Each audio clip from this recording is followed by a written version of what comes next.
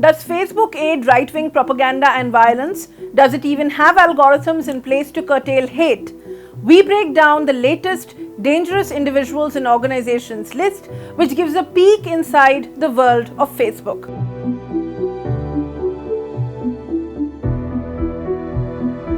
A secret blacklist of individuals and organizations which are used to regulate speech across Facebook's platforms, instituted by the company, was released in its entirety on October 10th after a series of exposés by whistleblower Frances Haugen, which was published by the website The Intercept on October 12, 2021.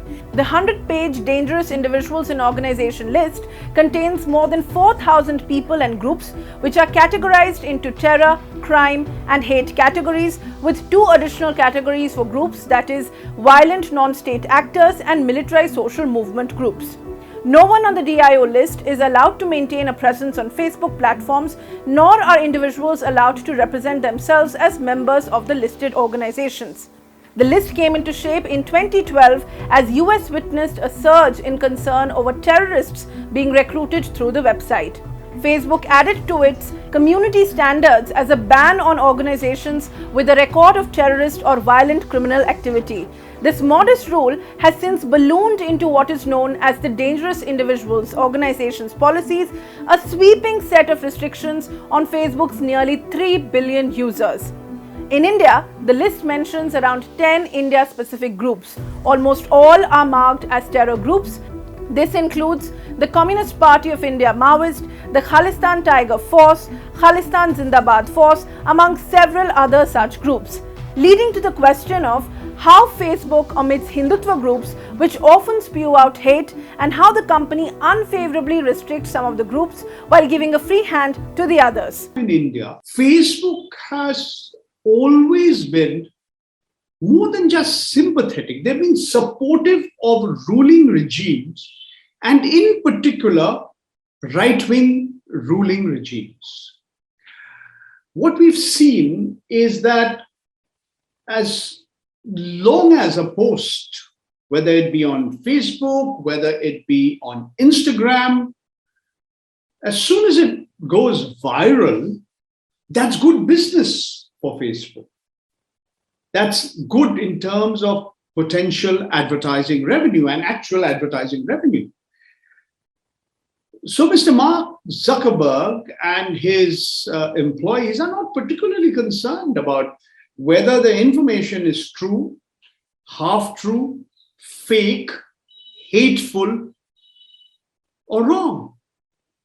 They are not bothered about that. And we've seen over the years this trend continuing. And the latest exposés by whistleblowers have confirmed this. We were clear that Facebook and also WhatsApp, which is part of the Facebook empire, had become a propaganda weapon. Just days before the DIO list was revealed to the public, the disclosures of the whistleblower and former Facebook employee Frances Haugen made global headlines, making multiple references to the promotion of ethnic violence in India, citing company documents about fear-mongering and anti-Muslim narratives posted by the Rashtriya Swayamsevak Sangh users, groups and pages, aimed at pro-Hindutva audiences, stating that political sensitivities prevented Facebook from providing a designation to the group.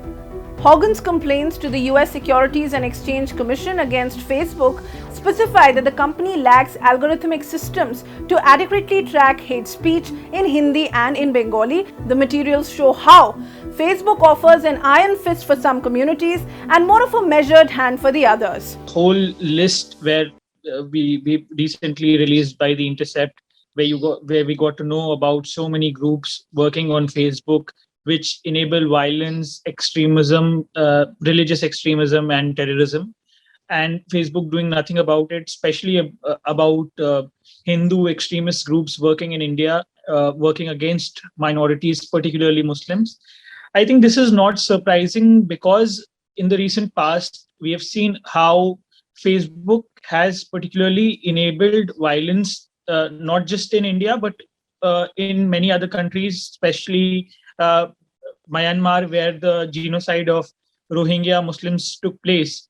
And even during the Northeast Delhi riots, we saw that all these people who were involved in the violence, they were very active on Facebook. They were mobilizing the rioters and the mob through Facebook, and Facebook has done nothing to stop these people.